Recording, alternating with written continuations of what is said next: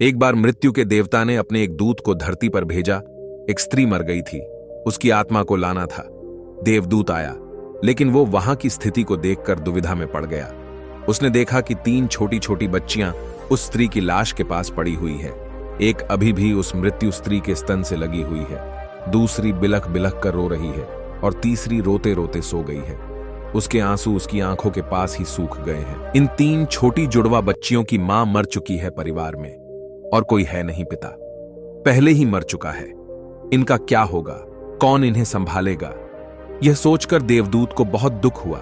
इसीलिए वह खाली हाथ ही वापस लौट गया और अपने प्रधान से जाकर बोला, मैं उस स्त्री की आत्मा को नहीं ला सका, मुझे क्षमा करें, लेकिन आपको इस स्थिति का ज्ञान नहीं है। मेरी जगह आप होते तो शायद आप भी यही करते। उस स्त्री की 3 छोटी छोटी जुड़वा बच्चियां हैं। एक अभी भी उसके स्तन से लगी हुई है, दूसरी रोते रोते सो गई है और तीसरी चीख चीख कर रो रही है। परिवार में उन्हें संभालने वाला और कोई नहीं है। ऐसी स्थिति को देखकर मेरा दिल उस स्त्री को ना ला सका। क्या ऐसा नहीं हो सकता कि उस स्त्री को कुछ समय और दे दिया जाए ताकि बच्चियां थोड़ी और बड़ी हो जाए? यह सब सुनकर मृत्यु का देवता जोर से हंसा और बोला, तू कुछ ज्यादा ही समझदार हो गया है। उस परमात्मा से भी जिसकी मर्जी से जीवन मिलता है और जिसकी मर्जी से मृत्यु, तूने पाप तो बहुत बड़ा किया है और इसकी तुझे सजा मिलेगी। और सजा यह है कि तुझे पृथ्वी पर फेंक दिया जाएगा और तू तब तक वापस नहीं आ सकता जब तक तू अपने इस मूर्खता पर 3 बार हंस नहीं लेगा। देवदूत राजी हो गया।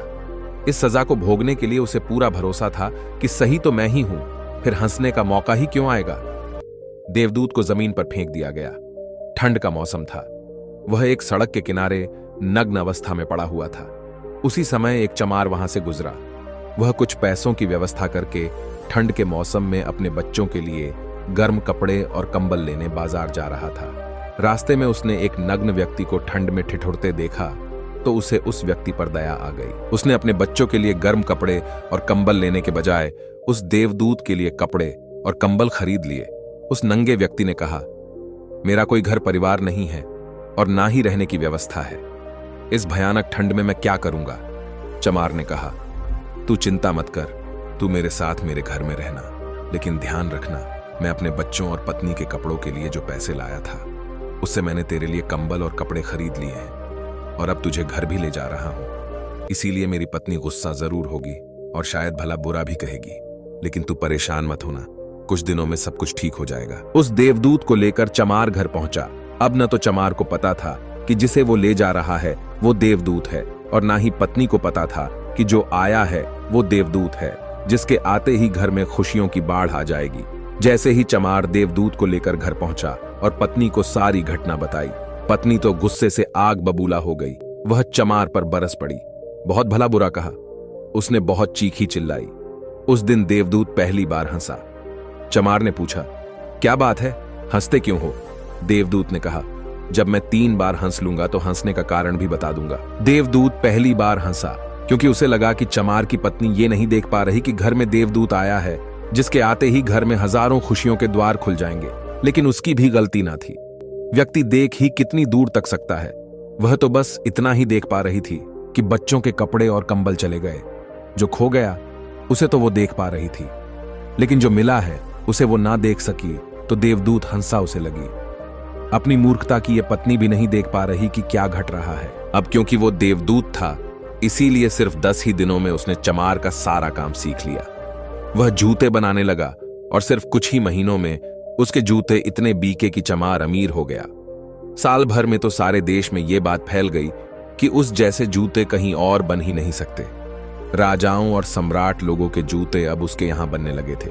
चमार के घर धन की बारिश हो गई। सब बहुत खुश थे और सब कुछ बहुत अच्छा चल रहा था। एक दिन सम्राट का एक आदमी आया और बोला, यह चमड़ा आसानी से मिलता नहीं, कोई गलती नहीं होनी चाहिए।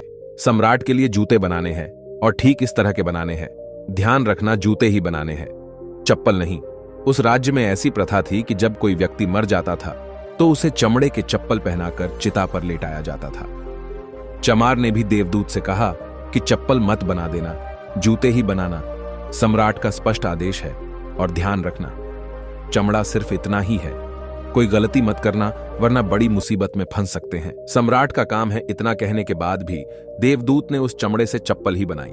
जब चमार ने देखा कि देवदूत ने जूते की जगह चप्पल बनाई है तो वह आग बबूला हो गया। वह गुस्से में इतना पागल हो गया कि डंडा लेकर देवदूत को मारने दौड़ा। उसने कहा, तुझे बार बार समझाया था कि जूते ही बनाना, लेकिन तूने चप्पल बना दी। अब सम्राट हमें छोड़ेगा नहीं। तू तो मरेगा ही, लेकिन साथ ही मुझे और मेरे परिवार को भी फांसी लगवाएगा। इतना सुनते ही देवदूत खिलखिलाकर हंस पड़ा। उसी समय पीछे से दौड़ता हफ्ता सम्राट का आदमी आया और बोला, जूते मत बनाना, चप्पल ही बनाना, क्योंकि सम्राट की मौत हो गई। इतना सुनते ही चमार के हाथ से डंडा छूटकर नीचे गिर पड़ा।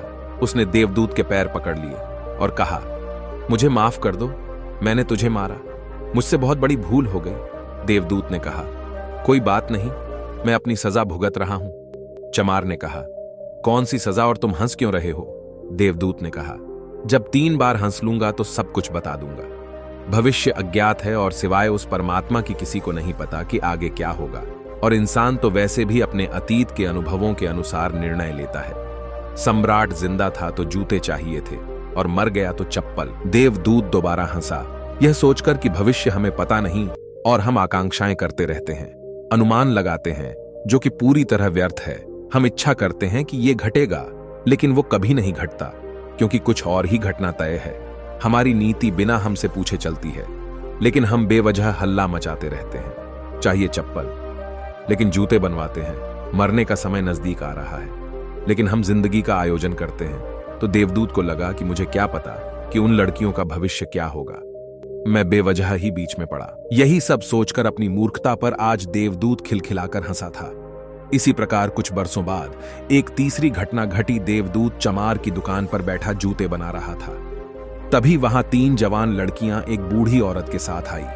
उन तीनों की शादी होने वाली थी, तो वो अपने लिए जूते का नाप देने आई थी। देवदूत उन्हें देखते ही पहचान गया कि ये वही तीनों लड़कियां हैं जिन्हें वो उनकी मृत मां के पास छोड़कर आया था, जिनके कारण आज वह सजा भुगत रहा है। वो तीनों देखने में स्वस्थ थी, सुंदर थी, और उन्हें देखकर लग रहा था जैसे वो किसी बड़े घराने में पली बड़ी हो। देवदूत ने उनसे पूछा, तुम्हारे साथ ये बूढ़ी औरत कौन है? बूढ़ी औरत ने जवाब दिया, ये मेरी पड़ोसन की लड़कियां हैं। बचपन में ही इनकी मां की मृत्यु हो गई थी। बेचारी बहुत गरीब थी, उसके पास खाने को भी ना था। उसके स्तनों में इनको पिलाने के लिए दूध भी न था। वो इन्हें दूध पिलाते पिलाते ही मर गई। मेरी कोई संतान न थी, इसीलिए मैंने ही अपने बच्चों के रूप में इन्हें अपना लिया, और अब इनका सम्राट के खानदान में विवाह होने जा रहा है। देवदूत ने सोचा, अगर इनकी मां जिंदा होती तो ये तीनों बच्चियां भयानक गरीबी, भूखमरी और दरिद्रता में बड़ी होती, पर क्योंकि मां मर गई, इसीलिए इनका लालन पालन इतने धनी परिवार में हुआ है, और अब इस बूढ़ी औरत की सारी धन दौलत की यही तीनों मालकिन हैं। उस दिन देवदूत अपनी मूर्खता पर तीसरी बार हंसा। उसने उन तीनों लड़कियों के लिए अब तक का सबसे शानदार जूता बनाया और चमार से आकर सारी बात कह सुनाई कि ये 3 कारण थे। मेरे हंसने की मेरी गलती थी, जिसकी मुझे सजा मिली। अब मैं समझ गया हूं कि नियति सबसे बड़ी है, और हम सिर्फ उतना ही देख पाते हैं जितना हम देख सकते हैं, और जो हम नहीं देख सकते हैं वो बहुत बड़ा और विशाल है, और जो हम देख सकते हैं उससे हम उस बात का सटीक अंदाजा नहीं लगा सकते हैं जो घटित होने वाला है।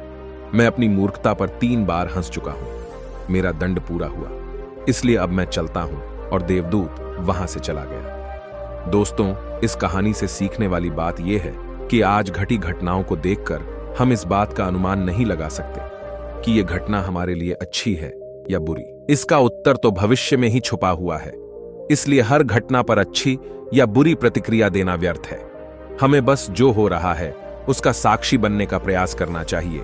गौतम बुद्ध भी अपने उपदेशों में यही कहते हैं कि ना तो अतीत के लिए पश्चाताप करो और ना ही भविष्य की चिंता। बस आज में जियो, इस पल में जियो और इसी के साथ एक हो जाओ। बस यही एकमात्र तरीका है खुद को उन सभी चिंताओं से मुक्त रखने का जिनका परिणाम तुम्हारे बस में है ही नहीं। तो दोस्तों, मैं आशा करता हूं कि आपको यह कहानी पसंद आई होगी, और अगर आप ऐसी और भी कहानियां सुनना चाहते हैं तो चैनल को अभी सब्सक्राइब कर लें।